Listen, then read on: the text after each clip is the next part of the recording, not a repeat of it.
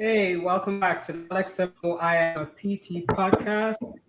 Thank you guys for tuning in tonight. And if you're watching this episode later, I hope you enjoy the great content that Dr. Jess Schwartz will be discussing with both Alex and I tonight.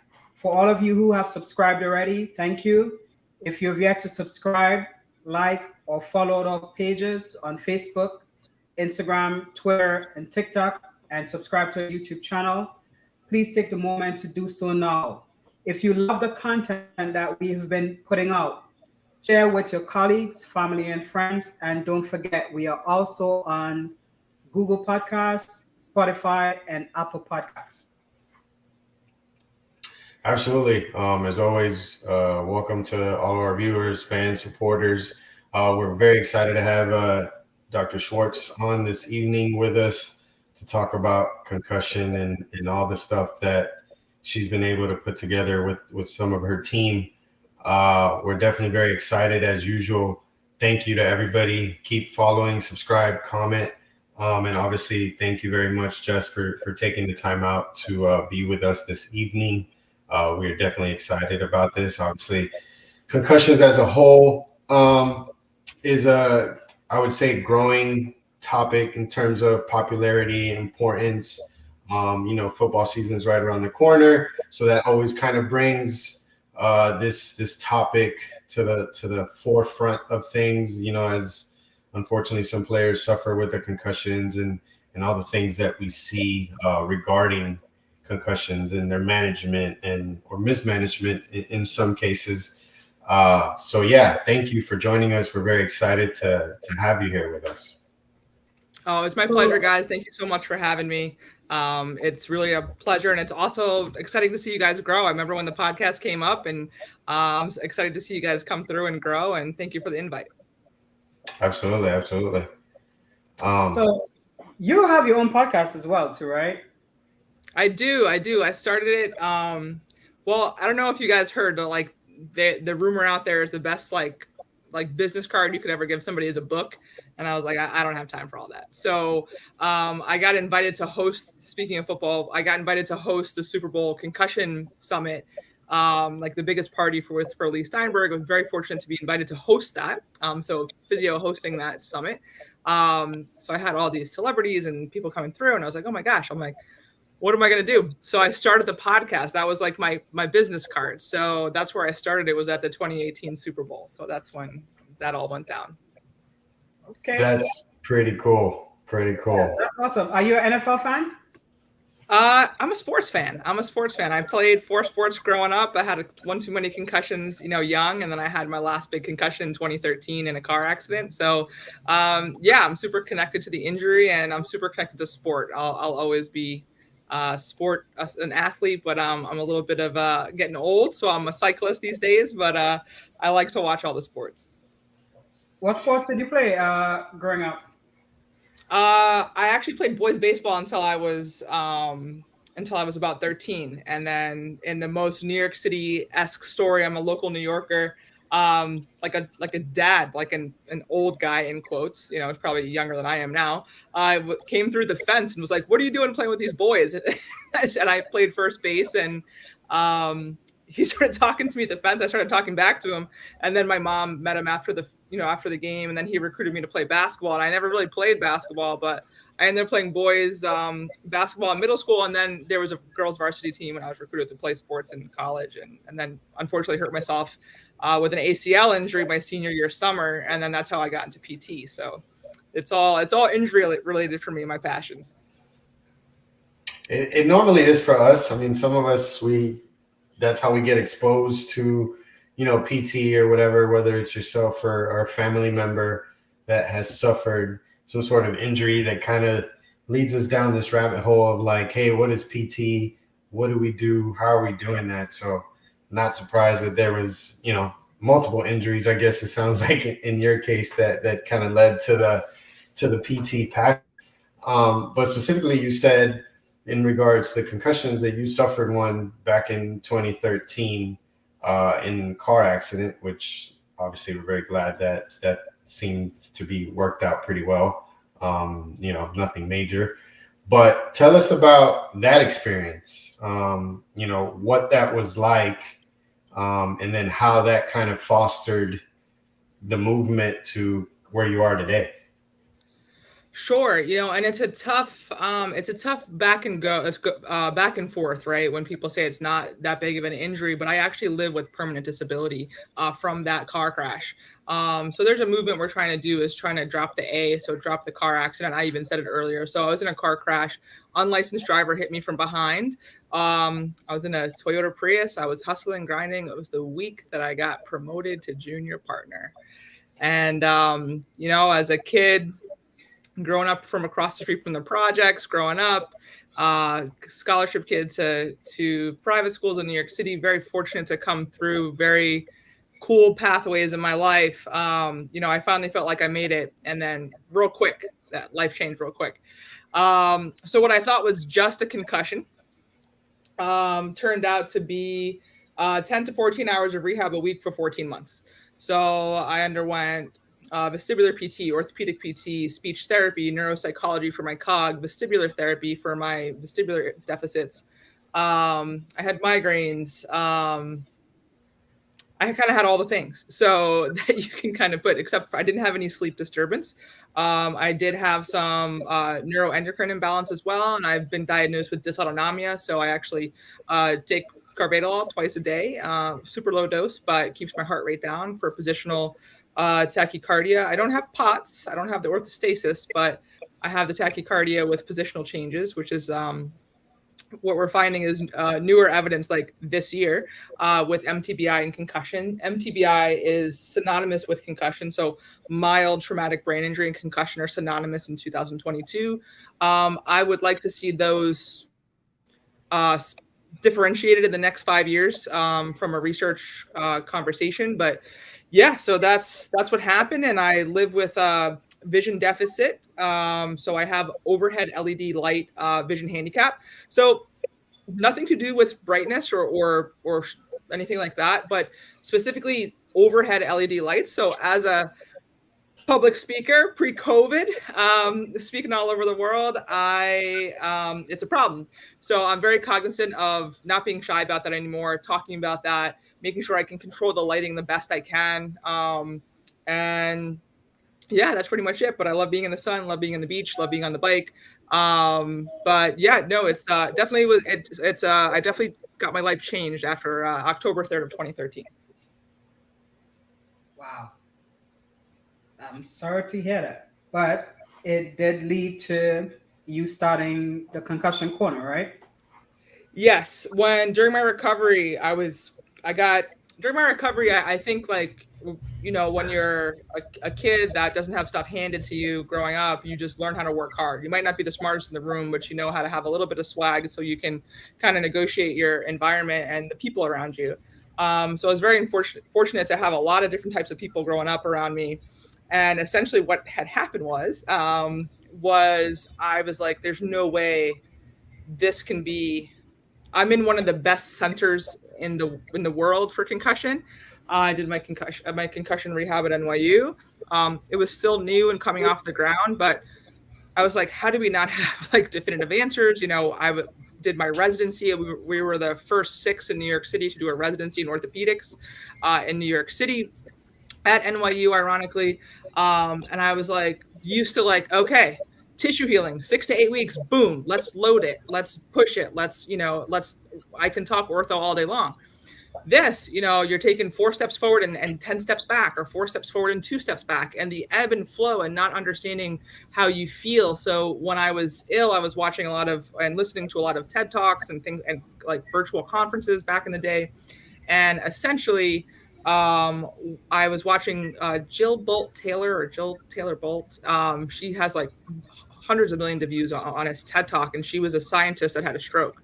And so what I deduced from listening to and watching her was my own lived experience with a brain injury. And that was, you don't have this subjective language to express the what and how you feel with a brain injury. And I'm going to say that twice because it's actually pretty good. I've been sitting with that for almost 10 years. So it's good for clinicians to hear, but you don't have this subjective language. You don't have the words to express the what and how you're feeling. when you have a brain injury or a vestibular injury or chronic disease or things like that. So I said, as a clinician, I don't even have the words to express the what and how I feel. And what do we do all day long with our patients? We say, how do you feel? What's your pain number? What's this? What's your discomfort? 0 to 10, give it to me. And I'm like, I don't know. And I'm doing 10 to 14 hours of rehab a week. So everyone's asking me, how do you feel? I'm like, I don't know. Like, so I said, how can we change this? So I was prepared to door-to-door salesman like selling vacuums back in the day. And I've just been blessed with some very cool opportunities in my life to try to learn how to educate, to try to learn how to do all the things. And now it becomes down to education, business, and marketing, and all the things at one time. So people ask me what I did during the pandemic, and I say I started a production company, because really at the end of the day, that's what we're doing over here. So that's pretty cool. So you mentioned, growing up in New York, and just listening to you talk, I can tell, like you just said, like you've got that hustler mentality. Like, I got to go out and get it, because it's just not gonna show up on my lap. So where in New York did you grow up? And tell me a little bit about, your childhood and growing up, and how that shaped, who you are today. Because obviously you got a lot going on, but you know what the hell you're doing, right? Like, you've got that swagger about you that says, I got this, I know what I'm doing, I know what I need to do, and I know how I'm going to get there. And I feel like that's probably a common thing amongst New Yorkers. We had another guest who was, I think it was from Long Island, Mo, I don't remember. Yes, Adam. Yes. But it's just that swagger that you guys have, or that New Yorkers have. So I'm curious to see how you grew up, like what your environment was, to kind of get you to do that. Yeah, I guess my story is it's not linear, and I think people who do well in this world don't tend to have easier or linear stories. So I'm grateful for the struggle, but sometimes I like look up at the sky and I'm like, really, like something else, what's going on? But no, my mom raised me, single mom, in the East Village, Lower East Side of New York City. The neighborhood I grew up is a very Spanish and Black neighborhood. Actually, the avenue I grew up on was called Lower East Side Avenue. It's a Spanglish word for Lower East Side. So I grew up in downtown New York, and mom was a single mom. So I learned later in life, which made a whole lot of sense, that I was adopted. So I always kind of stood out in the family. I'm tall, I'm 5'10". My mom is 5'3". She always said that my dad was tall, but then I learned later in life that I was adopted. So I was raised Jewish, but I'm Puerto Rican and Italian as well, like by genetics. So what I actually just met my biological siblings in June of 2022, like a couple months ago. And awesome. It's awesome. Yeah. So what was so cool is that all of this like hustle and swag and what I've had growing up since I was a kid, like I'll give you a story, and I don't think I've ever said the story in public, but my mom forgot her wallet, or she didn't have cash when I was young. Like, we were going out to this like boat in New York City. It's called the Circle Line. And back in the day, they didn't take credit cards. So she had like an Amex, and they were like, no, it's cash only. So my mom was, I don't have, like, where's a cash machine? And she turned her back for like a few minutes. I don't even know why I was alone that long, but I was alone, and I'm sitting by the South Street Seaport, and I started singing like This Little Light of Mine as a kid, and took my Yankee cap off. And I made like $5. And my mom was like, where the hell did you get this? What is going on? And so I think if that actually may summarize a lot. So mom was a social worker growing up. She was one of the first HIV and AIDS social workers in the country. So she worked in Spanish Harlem in the South Bronx, and developed a lot of programs. And she's a tough cookie, and I love her very much. And she Did that. She figured out how to get me into a private school. Our neighborhood had like the highest stabbing rate in New York City for first elementary school and middle school. So she was like, that's not happening. So I was raised Jewish, and she was like going to put me into Catholic school. And I was like, Mommy, no, like, I don't want to know. That's not my jam. And long story short, I got scholarships into a lovely private school where I was really cultivated and was in a very warm environment. And I didn't know that you actually had to pay for college applications. So I applied to like 20 schools. I got into most of them. I was a president of my school in every class from 6th to 12th grade.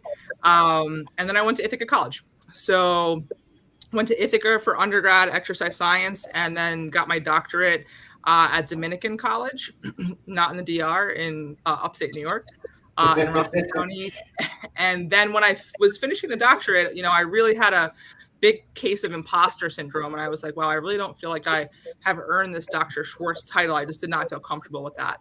So they forced us. We went to school on the weekend, Friday, Saturday, and Sunday, 5 to 10 p.m., 8 to 6 p.m., both weekend days. And they made us go on our off Sunday to an NYU job fair. And I was like, you got to be kidding me. But the good news was it was like by my house. I walked over there, went early and met a bunch of people. And I was like, oh, I could probably use a job. So this is probably a good idea. Long story short, met Kevin Weaver. Hi, Kevin, Dr. Weaver over at NYU. And they were starting the first orthopedic residency in New York. Didn't think I would get in. I was like, this is cool. Completely changed in the first 3 months of my residency. I still see those professors from Marilyn Moffitt to Bob Rowe to Gail Dial, Tara Jo Manal, Greg Hicks. Like we had phenomenal faculty for this residency. And that was that. And in that process, I turned down 4 jobs in 2010. So this is around the job crisis market of the last fall. And Kevin was like, listen, Jess, he's like, I'm a married man. He's like, if somebody's unhappy in my house, especially a woman, I know you don't want to be here if you're not happy in a job placement. So I was like kind of going to places. They were seeing 3-4 an hour. I was like, this is not me. This is not my life. So he's like, do me a favor, go see this place out in Jersey, reverse commute it. I know you have a car. See you later. Okay, checked it out. Got an interview. They interviewed me 3 or 4 steps. I got the job. So I actually reverse commuted outside of New York City. I live in Manhattan. And it was a 3-day work week. So I learned from some of the best in the business side of physical therapy to work a 3-day work week, appreciate off days on Tuesdays and Thursdays, hustle, grind. And then a lot of my residency was really didactic at NYU. And I got a lot of business coaching from my bosses over at the job that I was working in New Jersey. And I still to this day will send people over there. They're a phenomenal place to work for and be a team with. That week I got promoted to junior partner. I was hit by an unlicensed driver in New York City, and then life kind of changed from there. But I say that was a blessing in the sense of I had the time to recover. I had support with short-term disability and the car insurance money for like a year to kind of just recover. And then I've been able to kind of hustle and grind ever since then. And unfortunately, I got hit by COVID pretty hard in New York City. Not myself. I haven't had COVID. I think I'm one of the last few in the country. But I lost 94% of my practice during COVID. So people they didn't move to Florida. They passed away between the end of March and May 6th of 2020. So my partner in life and now in business, she asked me, she's like, hey, what do you want to do, Jess? Like, what do you need? And we kind of got lost in nature, and I just kind of took a deep breath, and I was like, I just really want to get back into concussion education full time. And that's kind of how Concussion Corner Academy kind of came up. So we just had our first round January 2022 and completely sold out class of 55 students and just couldn't be happier with how it went. And we've just been building on it ever since.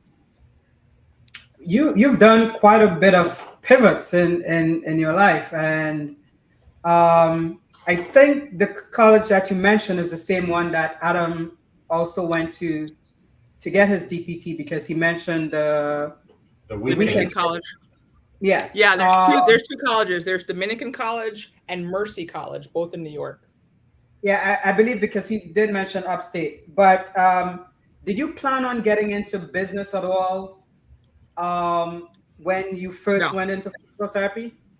Absolutely not. Absolutely not. And then actually, when I was in the business side of things in the clinic with the company that I used to work for, I was like, I don't want to clean toilets. I was like, this might not be for me. I was like, I acknowledge that I need a team and we need to be able to do it, not just, an N of one. And we had a really beautiful executive team and just a tremendous team of people, and you really appreciate a team, like, and it came back to my athletic side of like really appreciating a team sport. And we were doing it well. We were doing it like a well-oiled machine. I learned a ton. And I'm just super grateful for that experience. But no, my mom, and I still hear this to this day, mind you. My mom grew up like 40 plus years in the New York City Health and Hospital Corporation. She was like, Jessica, she's just go work for a hospital, go get a paycheck, go get your pension covered, and call it a day. She's like, enough with this. So it's just a very different mentality, just because I think we can do it differently. I think we can do it first, and I think we can do it better in a lot of senses, in terms of really meeting people where they are, especially in I don't want to call it a post-pandemic world, but a pandemic world that we're living in. I think we can really meet people where they are, and still educate really well without people spending thousands of dollars to go to a weekend course, spending on gas and airfare and taking off from work and leaving the kids. So the beauty of how I designed it is that we have no downtime. So I'm super proud of that. Well, Alex always mentions the guest and every opportunity he gets how having a supportive partner is important to your own individual and business success. And you mentioned that your partner in life and business, asked you questions, challenged you, and you came up with doing the first cohort for the Concussion Corner. So I have to commend you. It's really important to have that support, that rock right beside you. So I'm happy that you do have that, and blessed that you do. Since you discovered that you are indeed minority, Puerto Rican, Italian, you are female, and you are also a member of the LGBTQ community. Have you faced challenges starting this business? Yes. I think if anyone doesn't face challenges starting a business, something ain't right. So, ironically, starting everything. So what I really had to, I had a vision. So we had to build the vision first. So then I was so fortunate. I cashed in all my chips after COVID. And I said, this is it. I was on the front line in New York City. I was like, this is a wrap. I have no desire to be in patient care for a little bit. I do want to get back to patient care.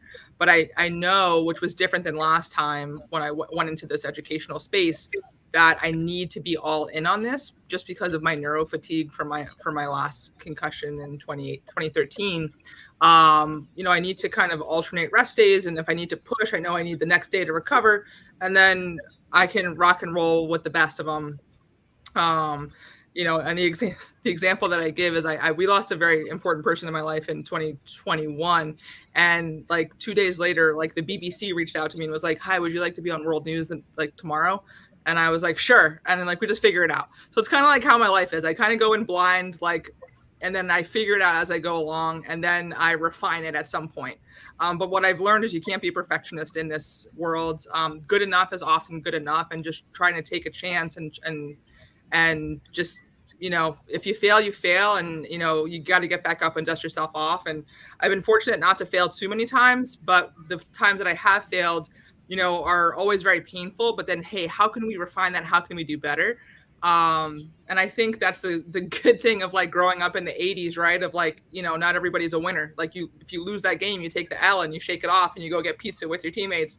And then you go back the next day and you try to win again. So, but yeah, I mean, for me, a big lesson that I've learned in actually no participation trophy. No, hell Yes. no. Hell Exactly. no. Just quick, a big thing that I learned is that, we ended up selling out this course and we had like a 32-person wait list. And I purposely didn't take them in because we actually oversold by 5. The number that I said we'd keep is of 50. We went to 55. And I said, I just want to make sure I do this well, like the administrative, like I never took a credit card payment before, like on the internet, like I'm taking like thousands of dollars of, money from people. And I said, we just need to make sure we do this well. And what was interesting is that we sold that so well and we connected with so many people from our organic hustle and grind mentality, right? And then what was happening in between our cohort 1 and our cohort in September is actually I was looking for grants and I was looking for money, but I was looking for 10,000, 25,000, these grants, and they took time. Like even applying for the New York City Small Business and Women Minority certification in New York City, you could have got 2 PhDs twice over. So what I stopped doing was that I wasn't connecting with my people. I wasn't connecting with my network. And that was a WWE lesson for me of I just need to continue to do what I do and do well, because a few hours of phone calls, a few hours of networking, a few hours of social media, the ROI on that for me would have been so much higher to kind of build. So I think, you learn as you go. But yeah, no, I was all in on this. So I'm full-time working. I stopped patient care, and I just really believe in, we have a motto at Concussion Corner Academy, and it's teach one, serve many. So I really believe in that motto, and it's in my blood. And, how can we get this information out to people, to serve their communities? Now, the cohorts that you had, the first one, and obviously you've got another one coming through in September. You mentioned, what is the professional makeup of these of your cohort? I mean, are we talking about primary PTs, ATCs? What does that look like? You tossed me a softball because I actually have that data for you. So I did not prep Alex for this. So we actually, thanks to Dr. Becky Bliss out of the University of Missouri, are very, very fortunate to be, and I wanted to do this in phase 2 and 3. So things that I've been wanting to do in phase 2 and 3, we actually immediately implemented, which I couldn't be happier. So we actually have pilot educational research data for our first concussion cohort. The ones that ended up of the 55, 51 of them counted for this research study. So we had 61.5% physical therapists, 23.1% athletic trainers, 13.5% PTAs, and 1.9% chiropractic in our first cohort. We CEU, this upcoming cohort, we CEU in all 50 states, 20 or 40 CE hours, depending on which program you want to go through. PT, OT, and athletic training in all 50 states. And if we have 10 or more nurses, social workers, and speech language pathologists, we can CEU them as well. I just need to, for me to hustle and grind while we're building, I need to have the ROI of okay, but let's do this for you. And it's not that crazy to do, but it takes quite a bit of time to CE all 50 states. So that was our first crew. And we have a physician from Australia coming in for our fall cohort, and we have a physical therapist so far for the second cohort. So we really just want to make sure we have this interdisciplinary mix of people with the central tenet of, hey, here's what I can do as a physio. Here's what you can do as an OT, a PT, a physician, a nurse, whomever. And then here's how we can treat this mutual patient together. Not your patient, not my patient, but our mutual patient. And that's a central tenet of what we do at Concussion Corner. Awesome. Now, earlier you mentioned a couple of years back you were, invited to host that symposium for the NFL, or affiliated with the NFL. Have you had any interaction with, any of the professional leagues, whether it be here or even internationally, with this program or any of that? In terms of just in whether it be them reaching out to you to tap into your knowledge and to tap into the program and stuff like that?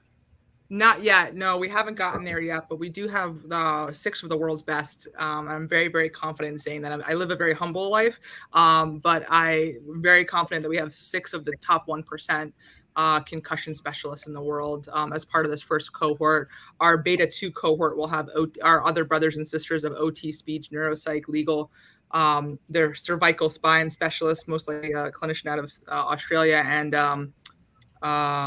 I'm hoping neurooptometry as well. So we're going to have a beta 2, but no, we're brand spanking new. So we're happy to meet with organizations. We're happy to meet with universities, clinics, hospitals, residency and fellowship programs, entry-level doctoral programs, nursing programs, athletic training programs, and we can tailor any of our data and our information to individualized or come into our cohorts in January and September of each year for 12 weeks.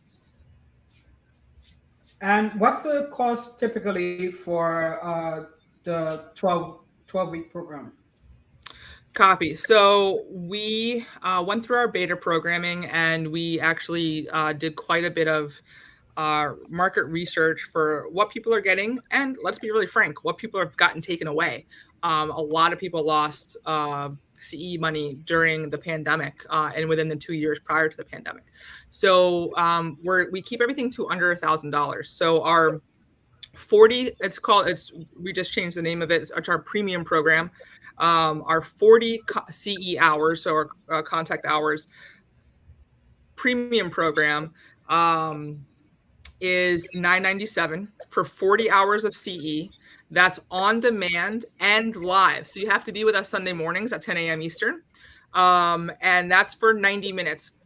It's 75 to 90 minutes. You're 75 with the faculty direct. We got feedback from our beta cohort who had 60 minutes of contact time with them, and they wanted more. It was almost 100% feedback, but they wanted more contact time with the faculty. So I recontracted the faculty. We're doing 75-minute contact time with them, and then just like 15 minutes of housekeeping, which could be 15 minutes or 5, whatever that is. The point being is that we really respect people's time.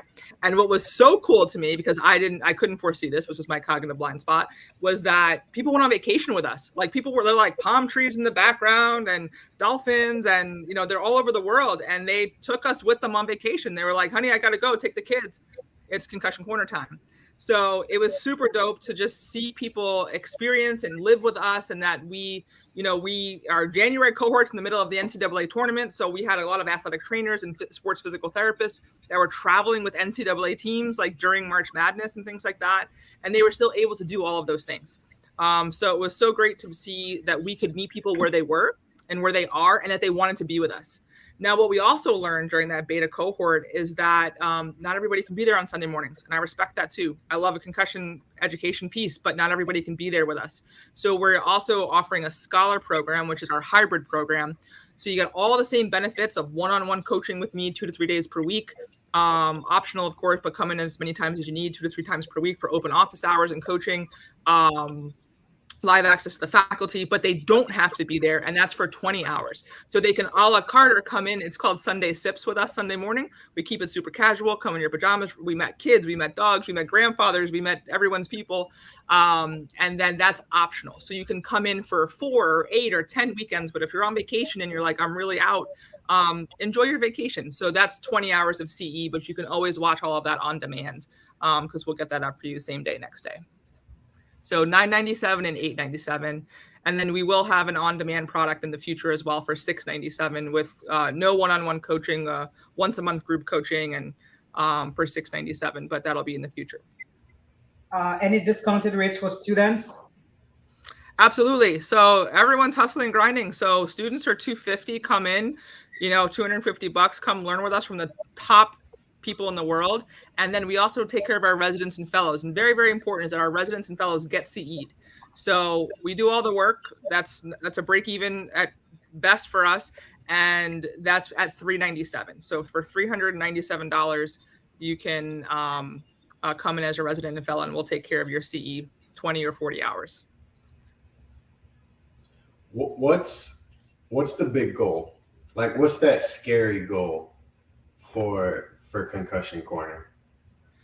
I mean, it sounds crazy, but it's just like we got to change the world, and we can do that with one person at a time, because at the end of the day, and this is my opinion, this isn't research or written about, but it's certainly agreed upon most of us in the field, is that the concussion patient of today is much more prevalently mismanaged than well cared for.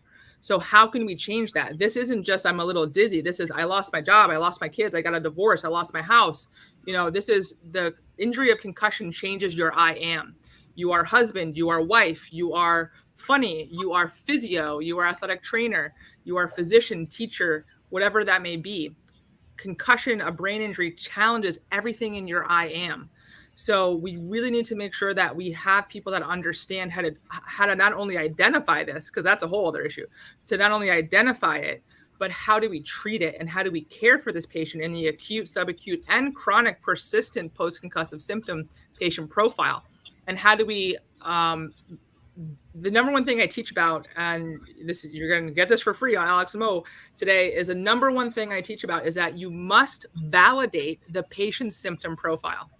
Bada bing, that's it. See you later. Wrap it up. That's the course.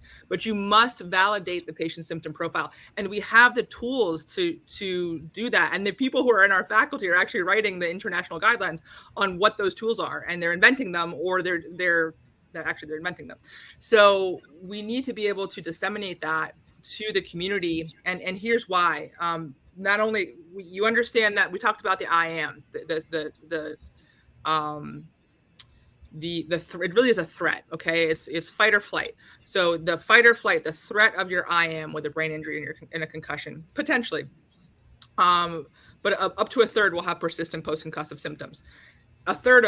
There are almost 4 million concussions that are documented per year. So that's a lot. And that's just documented. Most people don't realize that if they get hit or in the body, neck, or head, and they see stars, that's actually a concussion. So that's a whole other ballgame. The other part of that is, I just lost my train of thought there. We have to identify it. We need to treat it. 2012 was the first year internationally that we spoke about concussion internationally in the international guidelines, that we included the neck, the cervical spine, that whole stick that connects the ANS and PNS and the rest of the body. So that's number one. 2015, we was the first, and sit down for this and buckle up. 2015 was the first formal didactic year that brain neurologists, physicians were trained in concussion and TBI. 2015. Okay. And 2017 was the first year that we called concussion a rehabilitative injury. So there you go. So we've got to educate people. That's pretty crazy because, obviously my first exposure, I don't want to say to concussions per se, but traumatic brain injuries, one of my last rotations of PT school, I was at the VA hospital in the TBI unit and the polytrauma unit here in Tampa, obviously the James Haley Hospital, one of the big VA hospitals that was at that time was getting a lot of the soldiers, active duty guys coming back. So they would, they got hurt overseas. They'd come into Walter Reed, and then from Walter Reed, they trickle down to James Haley. And, the stuff that I saw there was just, fascinating.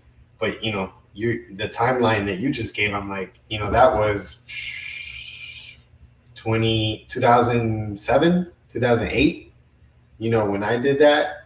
And to think that about 7 years later is when we started to realize, like, hey, concussion is somewhere in the same realm as, what those soldiers are going through. That's pretty wild.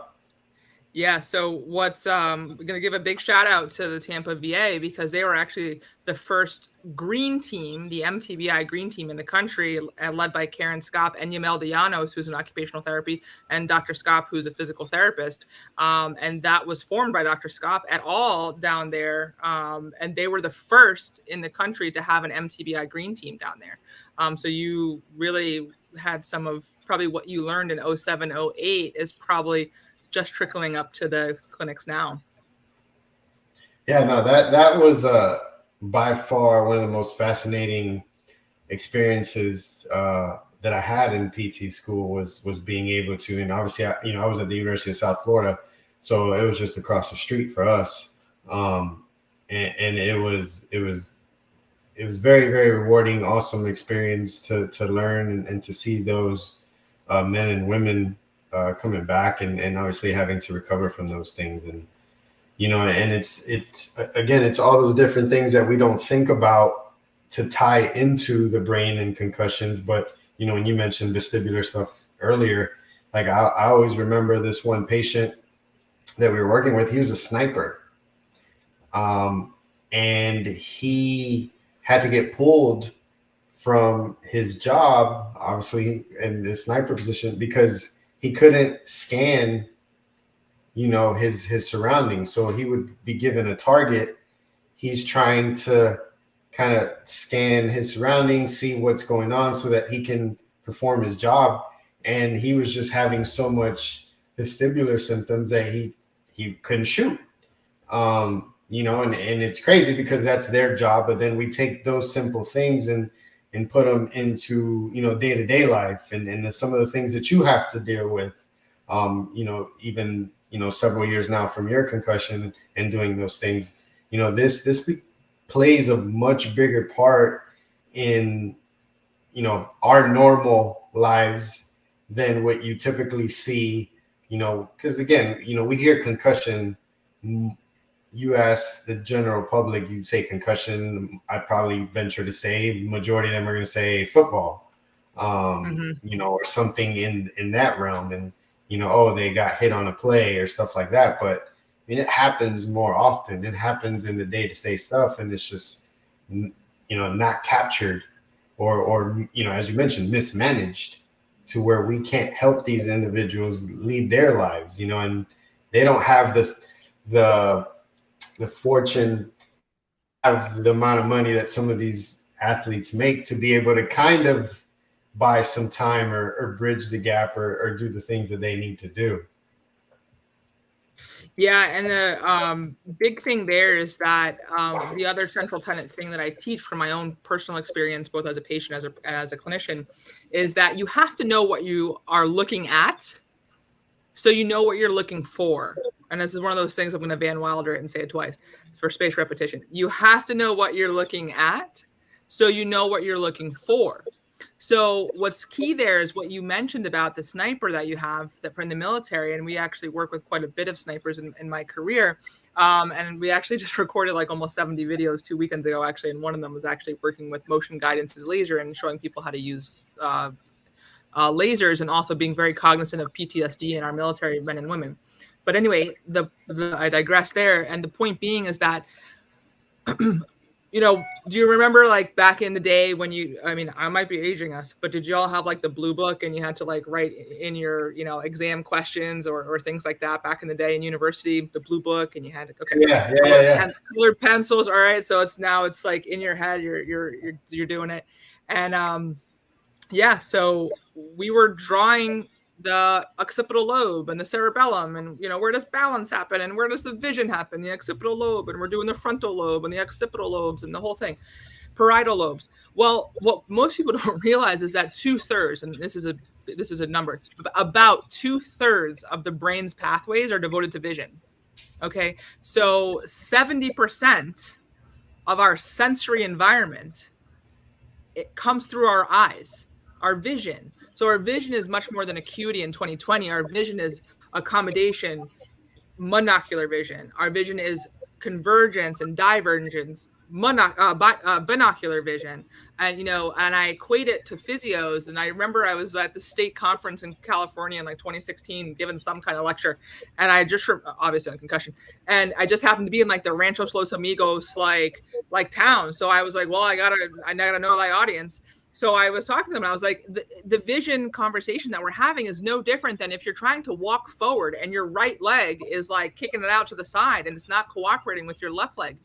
Can you get there? Absolutely. But what's it going to cause? It's going to cause stress to the hips, to the knees, to the ankles, to the low back. It's going to, your center of gravity might be off. So it's going to get there. It'll probably be a little ugly.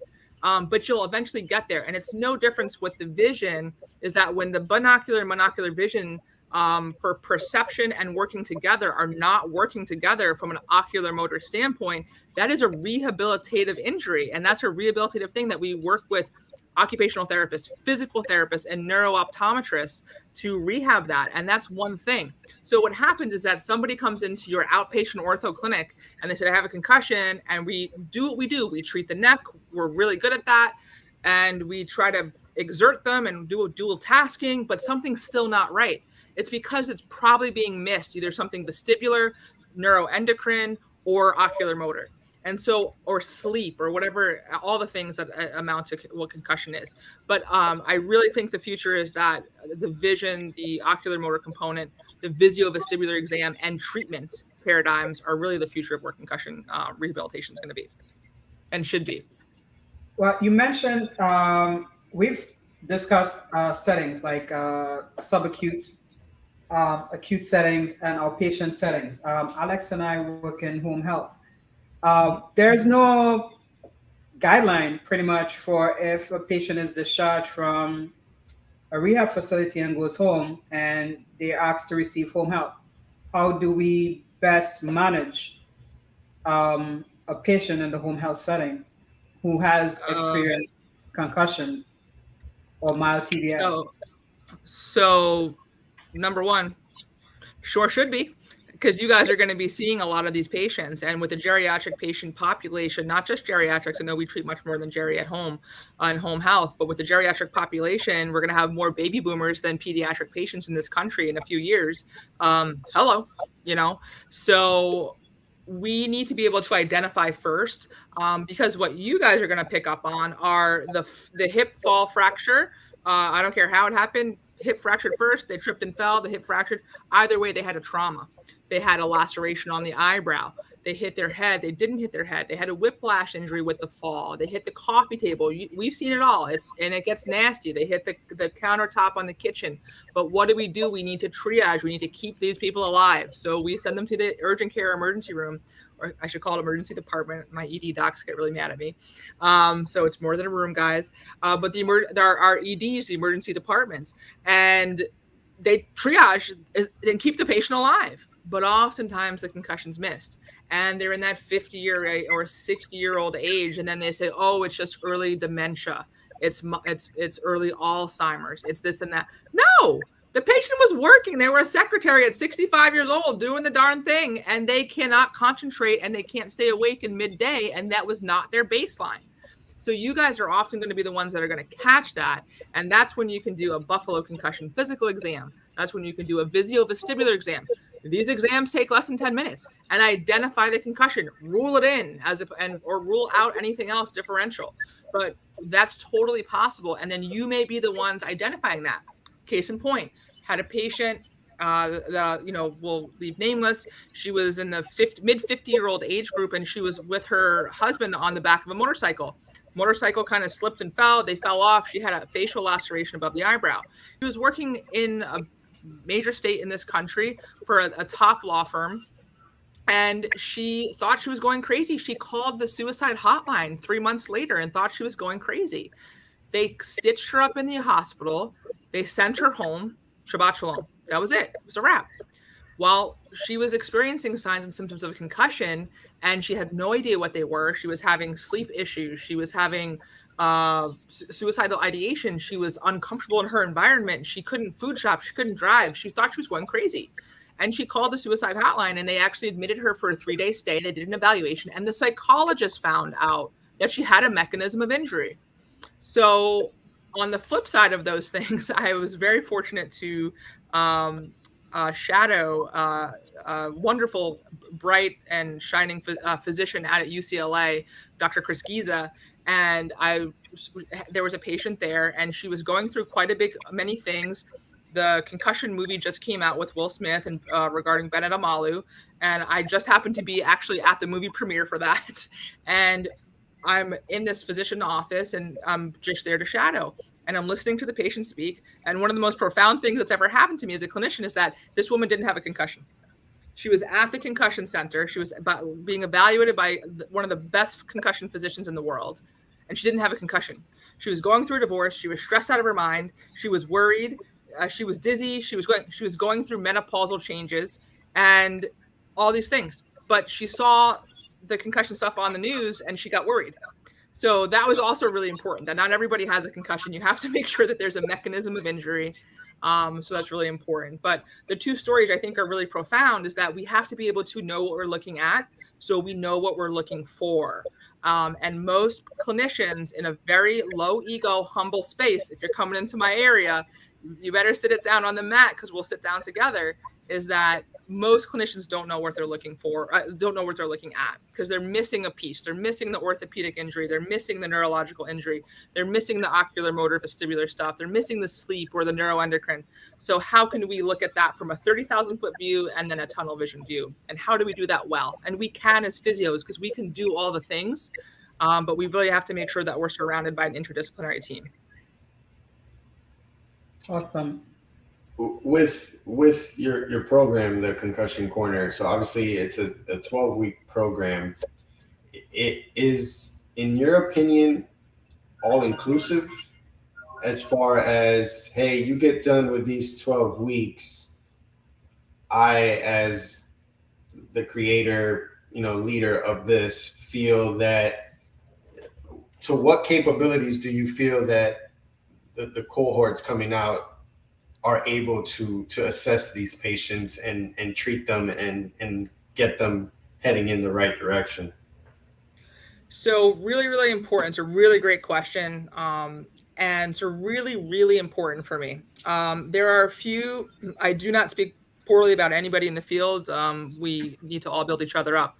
However, there are two existing programs in this world that are, let me just put it to you this way, they're not interdisciplinary, and they're run by one profession who really doesn't have training in neuro, is not usually a part of an interdisciplinary team. That's not to say that there are great clinicians in that field. However, we need to make sure that we are an interdisciplinary, all-inclusive rehabilitative team. We just had our centennial anniversary as physios, 100 years, APTA, whoop, whoop. But at the end of the day, we were literally in the trenches during World War I as rehabilitation aides treating brain injury. So, as we have our neuro training, as we do our neuro residencies, as we treat neuro, and we work in an interdisciplinary team. So very clear here is that we do not offer certification at Concussion Corner Academy. We provide you with a certificate of completion, but again, not everybody's a winner, because the people who are expert in this field take the time to say, you know what, I don't know, but let me take the time to find out. And then we train you how to find that network, be a part of that network, trust people who are in the know. There's a lot of controversies with mouth guards or chocolate milk after brain injury, or these neck guards that kind of compress the jugular, and things like that. So there's a lot of controversy out there. So how do we push through the weeds? So we actually simply go to the source. A lot of people are teaching about their sources because they're inventing the information, but they're actually, you're getting the water straight from the hose, let's put it that way, or straight from the dam, I should say, as opposed to the hose. So I say this, I'm an expert in nothing but maybe a good craft beer and a New York City slice of pizza. I'm incredibly passionate about concussion education and concussion care, but we are Beta 1 is called the Concussion, the Patient Rehabilitation Journey, Part 1. You will be able to evaluate and treat and refer day one to the right clinician. And I really believe that, as opposed to,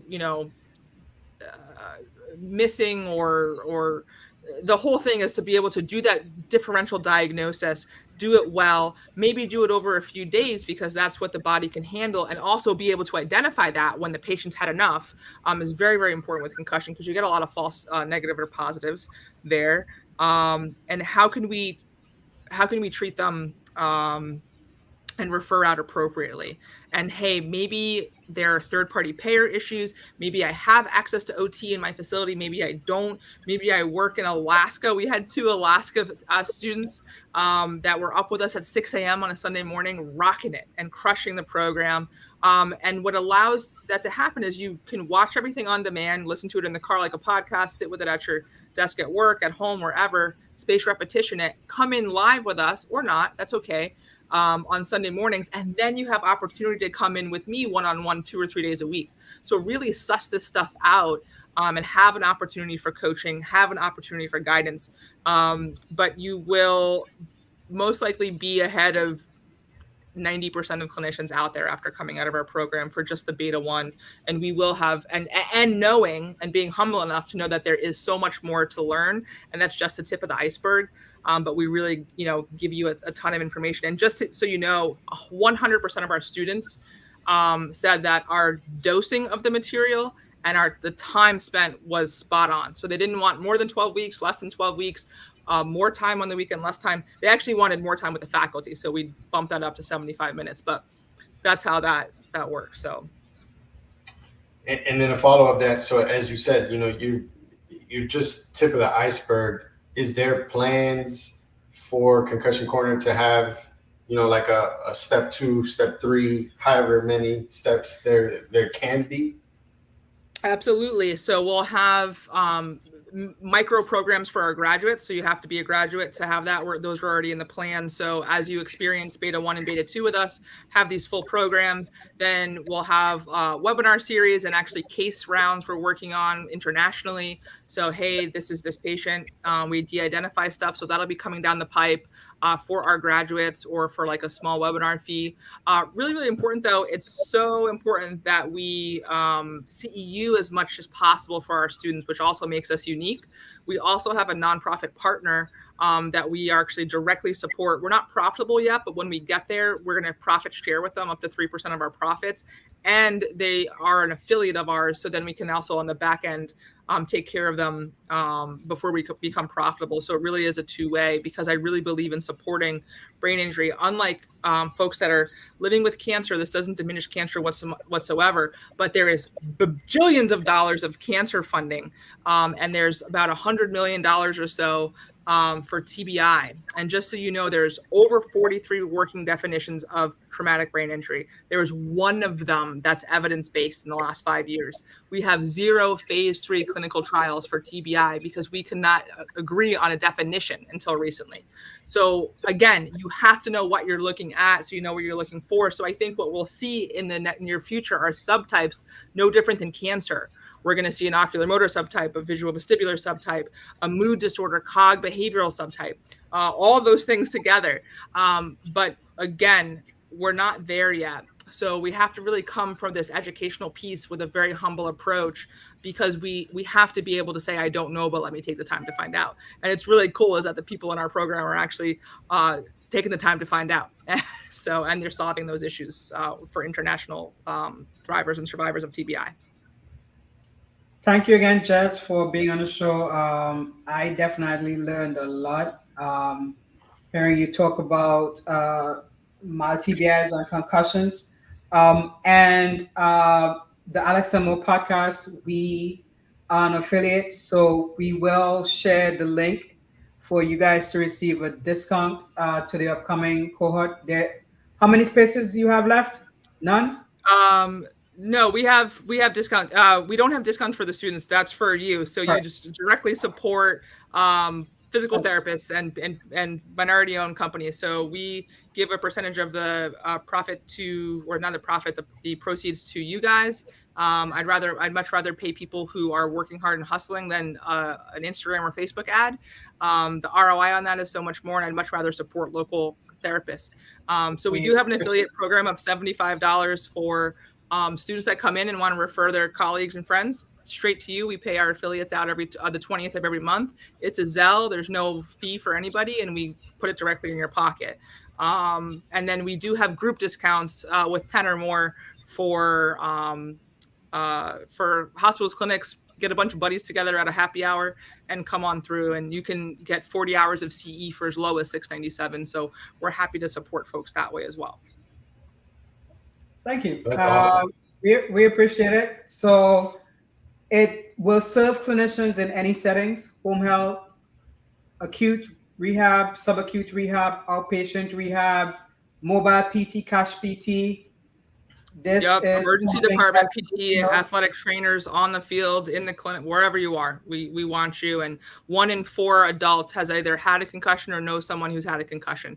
So if you are listening to this podcast and you're one of those 1 in 4 adults and you just don't feel right, it's probably from the concussion. And it's something that can be treated years later. It's something that can be identified years later.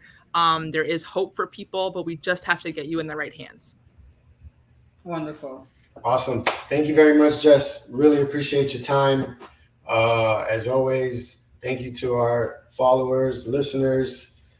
Continue to subscribe, comment, like. Definitely follow up on Concussion Corner. You know, Jess is doing amazing things over there for a population that underserved and just kind of left out to dry for the time being. But with Jess running her program, hopefully that's going to change real quick. Get these patients into better hands so that they can get their life back and doing the things that they want to and need to do. So as always, thank you to everybody. Thank you, Jess. Everybody have a very good evening. And again, thank you very much.